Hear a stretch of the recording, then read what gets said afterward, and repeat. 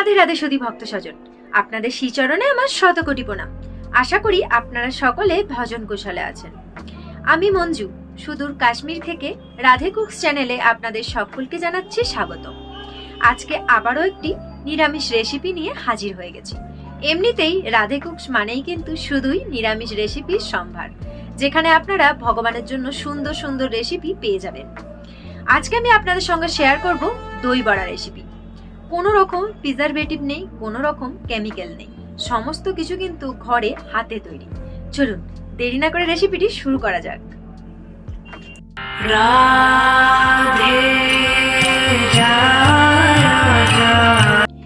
এক কাপ বিউলির ডাল আর 1 কাপ মুগের ডাল 6 থেকে 7 ঘন্টা মতো ভিজিয়ে রেখেছিলাম।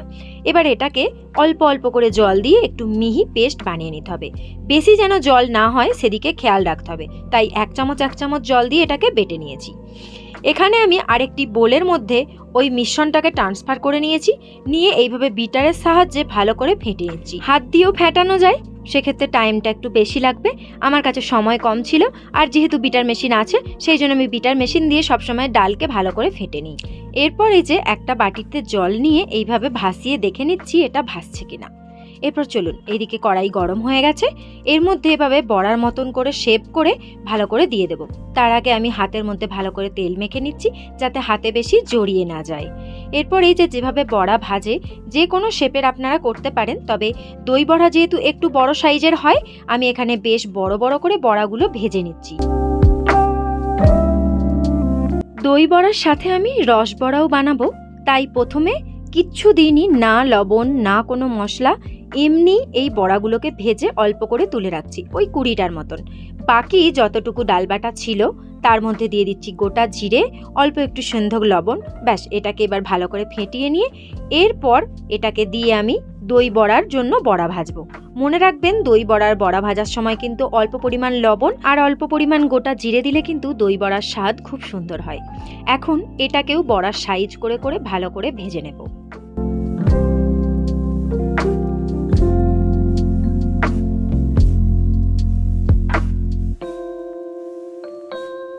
এই দই বড়া কিন্তু রেস্টুরেন্টে বা ফুচকা দোকানে খুব পাওয়া যায়।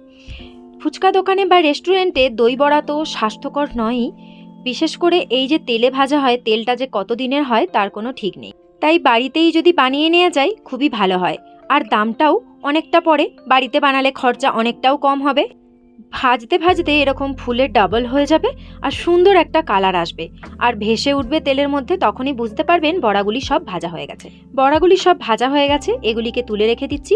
আরও যে পরিমাণ ডাল বাটাটা আছে ওইটাকে দিয়ে আরও এক ব্যাচ এখানে আমি ভেজে নিচ্ছি।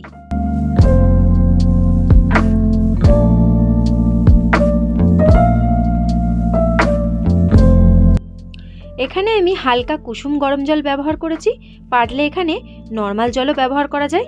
দিয়ে দিয়েছি পরিমাণ মতন লবণ, এর মধ্যে বড়াগুলিকে সব দিয়ে দিচ্ছি। কিছুক্ষণের মধ্যেই বড়াগুলি জল শুষে নিয়ে ডুবে যাবে।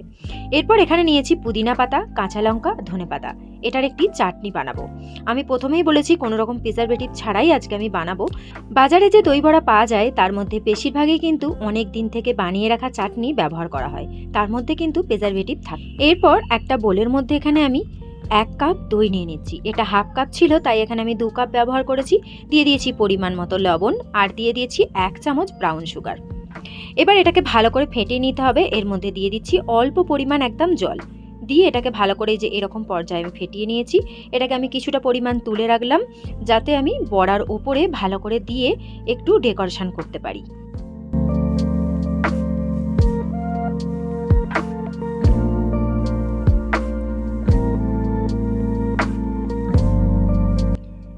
এরপর লবণ জলে যে বড়াগুলিকে আমি চুবিয়ে রেখেছিলাম ওগুলিতে বেশ ভালো পরিমাণ জল কিন্তু ঢুকে গেছে। এখন ওই জলটা একটু আলতো হাতে চেপে ঝাড়িয়ে দিয়ে তারপর এই দইয়ের মধ্যে একে একে সমস্ত বড়াগুলিকে আমি দিয়ে দিচ্ছি। বড়ার মধ্যে যদি বেশি জল থাকে তাহলে কিন্তু স্বাদটা একদম ভালো হবে না, তাই বড়ার জলটাকে ফেলে দিতে হবে। আর ওই যে লবণ জলে ডুবিয়ে রেখেছিলাম, তার জন্য কিন্তু এর মধ্যে বেশ ভালো পরিমাণ লবণ ঢুকে গেছে, তাই আর এক্সট্রা করে বেশি লবণ দেওয়ার দরকার নেই। তবে যদি মনে হয় আরও লবণ লাগবে, তাহলে ওই দইয়ের সাথে আর একটু বেশি পরিমাণ লবণ দিতেই পারেন, সেটা আপনারা আপনাদের স্বাদ মতন ব্যবহার করতে পারেন। এখন এই যে দইটা আমি আলাদা করে সরিয়ে রেখেছিলাম, সেই দইটাকে পুরো বড়ার ওপর দিয়ে দিলাম। এরপর অল্প পরিমাণ তেঁতুলের চাটনি আমি দিয়ে দিয়েছি। এই তেঁতুলের চাটনির ক্লিপটা একটু মিস্টেক হয়ে গেছে, আমি তেঁতুলের কাইটা বের করে নিয়েছিলাম, ঘরে যে তেঁতুল থাকে সেই তেঁতুল। তারপর এর মধ্যে দিয়েছি পরিমাণ মতো লবণ আর পরিমাণ মতন চিনি, দিয়ে এটাকে ভালো করে একটু ফুটিয়ে নিয়েছি। ব্যাস, তৈরি হয়ে গেছে তেঁতুলের কাই বা তেঁতুলের চাটনি। তেঁতুলের চাটনিটা একটু মিষ্টি মিষ্টি হবে, তবেই কিন্তু দই বড়ায় ভালো লাগবে। আমি এটাকে এখন 30 মিনিটের জন্য রেস্ট করতে রেখে দিয়েছিলাম। এরপর একটা অন্য প্লেটে ভালো করে সাজিয়ে নিয়েছি। এরপরে এর ওপর থেকে আবারও দিয়ে দিচ্ছি অল্প পরিমাণ করে তেঁতুলের চাটনি, আর দিয়ে দেবো এখানে ওই যে ধনেপাতা, পুদিনা আর কাঁচা লঙ্কার চাটনি। আপনারা চাইলেই এর মধ্যে আরও অনেক কিছু দিতে পারেন, যেমন ধনেপাতা, পুদিনা পাতা কুচি, ঝুরি ভাজা, তারপর হচ্ছে ডালিমের দানা। তো আমার এখানে আজকে ডালিমের দানাটা পাইনি আমি, সেই জন্য আমি এখানে শুধু ধনেপাতা, পুদিনার চাটনি আর তেঁতুলের চাটনি আর সঙ্গে একটু অল্প পরিমাণ ঝুরি ভাজাই ব্যবহার করছি। যাই হোক, ভিডিওটি কেমন লাগলো অবশ্যই কমেন্ট করে জানাবেন। ভালো লাগলে অবশ্যই লাইক করবেন, আর অবশ্যই একবার বাড়িতে বানিয়ে দেখবেন এইভাবে দই বড়া। এত দুর্দান্ত স্বাদ হয়েছিল, যা দোকানের ওই প্রিজারভেটিভ দেওয়া জিনিসের থেকে অনেক স্বাস্থ্যকর, লোভনীয় আর সুস্বাদু।